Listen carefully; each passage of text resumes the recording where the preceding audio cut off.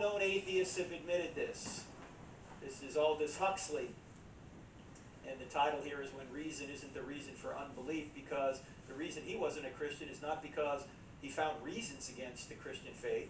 It's because he thought that meaninglessness, which is what atheism would give you, meaninglessness, if there's no God, he claimed meaninglessness was liberating because it didn't have any morality associated with it.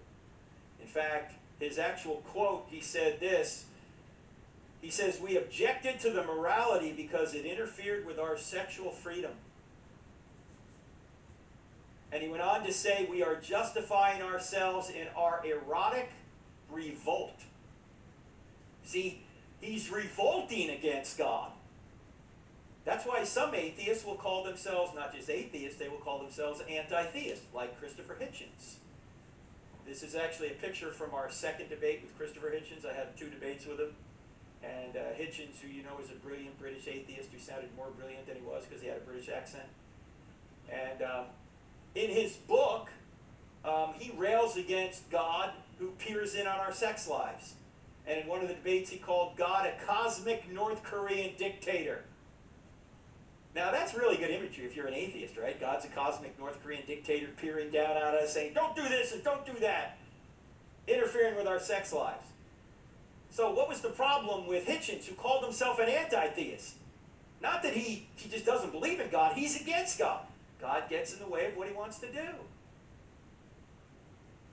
God interferes with my freedom. That's the problem. This guy, Thomas Nagel, who's a brilliant philosopher at NYU, wrote a book about 20 years ago in which he says, he says, I don't want there to be a God. I don't want the world to be that way. He said, one of the most troubling things to me is some of the most intelligent people I know are religious believers. And then he said, you know what? He said, I have a cosmic authority problem.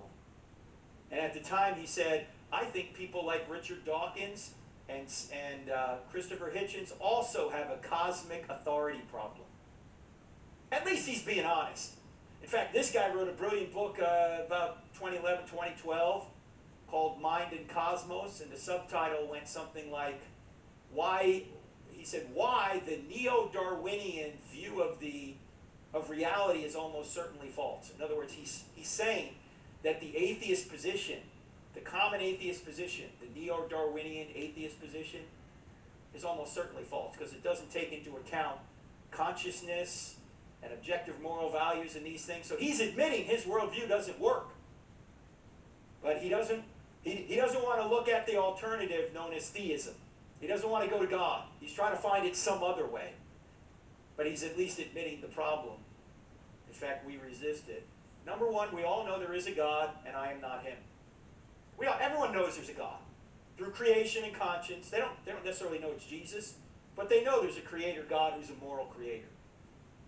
Whether you have a Bible or not, you know that. You may suppress that, you may deny that, but everybody knows that.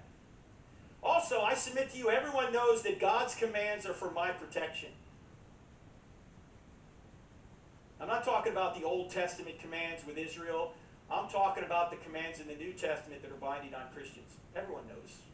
And even if you don't have a Bible, you know certain things are right and other things are wrong.